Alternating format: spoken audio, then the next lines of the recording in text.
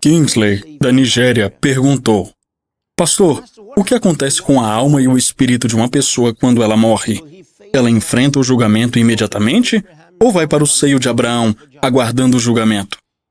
Bom, primeiro de tudo, o seio de Abraão não existe mais. Ele existia antes de Jesus morrer. A Bíblia nos conta que, após a ressurreição de Jesus, Abraão saiu daquele lugar, entende? Se Abraão não está mais lá, ninguém mais deveria estar. Abraão foi com Jesus. E a Bíblia nos conta em Mateus 27, nos versículos 52 e 53, que, depois que Jesus saiu do inferno, algo aconteceu. Ele trouxe com ele os santos que haviam morrido. Esses santos saíram e entraram na Cidade Santa após a ressurreição de Jesus, aparecendo para muitos. Isso é extraordinário. Esses santos incluíam homens como Abraão, porque eram aqueles que haviam morrido esperando pela salvação de Cristo. Eles ansiavam por isso, e essa salvação se tornou uma realidade. Então eles saíram de lá. Esses santos esperavam pelo Senhor como a nuvem de testemunhas mencionada na Bíblia. Depois disso, Jesus permaneceu na terra por 40 dias e 40 noites, ensinando sobre o reino de Deus e instruindo seus discípulos antes de ascender ao céu. Quando ele ascendeu, a Bíblia diz que uma nuvem o recebeu fora da vista dos discípulos que o observavam subir. Que nuvem era essa?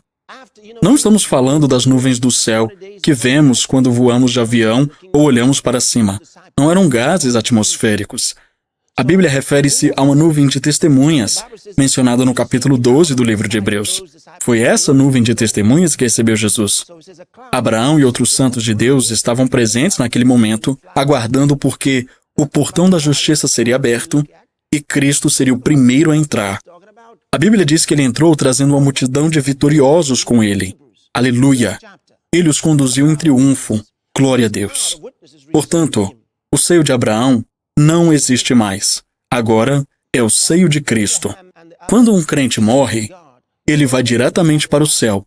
Não passa mais pelo seio de Abraão. Ele vai diretamente para o céu, e isso é maravilhoso.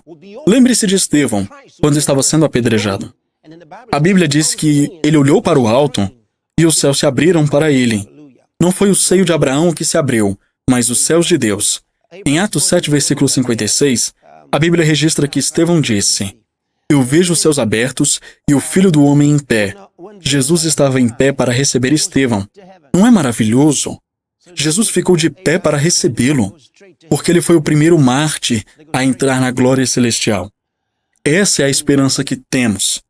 Estaremos com Cristo quando partirmos desta vida. E Jesus ficou de pé. Então, era para onde Estevão estava indo? Direto para o céu, onde Jesus está. Assim, quando um cristão morre, ele vai direto para o céu. E quanto aos pecadores?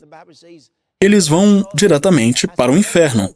No Evangelho de Lucas, capítulo 16, dos versículos 22 a 23, a Bíblia nos conta a história do homem rico que morreu enquanto Lázaro foi levado ao seio de Abraão. Mas lembre-se, o seio de Abraão não existe mais. Já foi retirado. O inferno, porém, continua lá. Quando um pecador morre, ele vai direto para o inferno. A Bíblia descreve como o homem rico, ao morrer, abriu os olhos no inferno e começou a clamar por água a Abraão. Mas ele não recebeu. Ele estava sofrendo lá, entende? Foi direto para o inferno. E é isso que acontece com os pecadores. Enquanto isso, os cristãos que estão no céu aguardam o tempo do julgamento. Vai haver um julgamento. Deixe-me esclarecer sua pergunta. Kingsley, da Nigéria, perguntou: o que acontece com a alma e o espírito de uma pessoa quando ela morre? Ela enfrenta o julgamento imediatamente ou fica no seio de Abraão aguardando o julgamento? Um cristão vai direto para o céu, mas ainda não enfrenta o julgamento. O julgamento para os cristãos será a atribuição de recompensas. Existem 2 julgamentos para os cristãos. Um em que seremos julgados e outro que seremos juízes. Romanos capítulo 14, versículo 10, e também em 2 Coríntios capítulo 5, a Bíblia fala sobre isso. Vou ler 2 Coríntios capítulo 5, versículo 10 para você. Porque todos devemos comparecer perante o tribunal de Cristo, para que cada um receba segundo o bem ou o mal que tiver feito por meio do corpo. Isso significa que no tribunal de Cristo, enfrentaremos um julgamento para receber nossas recompensas. É disso que ele está falando.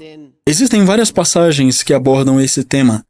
Ele diz que seremos julgados pelas obras realizadas em nosso corpo, sejam boas ou más.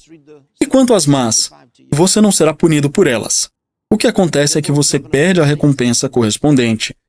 Deixe-me ler outro trecho que será útil. 1 Coríntios 3, versículos de 12 a 15.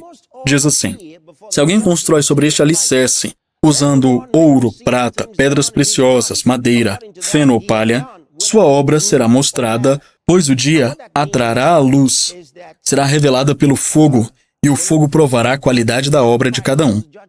Se o que alguém construiu permanecer, esse receberá recompensa. Se o que alguém construiu se queimar, esse sofrerá prejuízo. Contudo, será salvo como alguém que escapa através do fogo. Veja que as obras más serão queimadas. E essas más obras não se referem a pecados graves. Em vez disso, são aquelas feitas com egoísmo, ganância ou motivos errados. Quando essas obras forem queimadas, o cristão sofrerá a perda de sua recompensa, mas a pessoa será salva como está escrito na Bíblia. Esse dia ainda não chegou. Ele virá e enfrentaremos o tribunal de Cristo. Os pecadores não estarão incluídos nesse julgamento. Será apenas entre nós e Jesus. Ele determinará quem receberá quais recompensas. Alguns receberão mais elogios e recompensas do que outros, mas todos serão reconhecidos e elogiados. É isso que a Bíblia nos diz. Amém? O segundo julgamento que mencionei é aquele no qual nós seremos os juízes. A Bíblia nos ensina isso em 1 Coríntios capítulo 6. Esse dia chegará. É disso que os pecadores estão esperando. Um pecador que morre e vai para o inferno enfrentará um lugar terrível, um lugar de tormento e sofrimento. Mas acredite, não é o pior que pode acontecer. As coisas pioram depois do julgamento. O julgamento será um dia assustador, horrendo e aterrorizante. E ainda assim, depois dele, a situação para os pecadores se tornará ainda mais grave. A Bíblia diz que aqueles cujos nomes não estão escritos no livro da vida serão lançados no lago de fogo, que é ainda pior que o inferno. Isso porque o próprio inferno será lançado no lago de fogo. Agora, deixe-me ler para você o que a Bíblia diz sobre nós sermos juízes.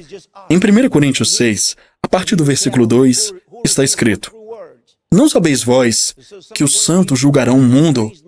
E se o mundo deve ser julgado por vós, sois indignos de julgar as coisas mínimas? Não sabeis vós que havemos de julgar os anjos? Quanto mais as coisas pertencentes a esta vida. Uau, que maravilhoso! Isso é extraordinário. Pense nisso. Nós, os santos, julgaremos o mundo e até mesmo os anjos. É um pensamento que enche o coração de reverência e admiração. É profundo, grandioso e absolutamente incrível. Glória a Deus. Ajude o canal a continuar crescendo.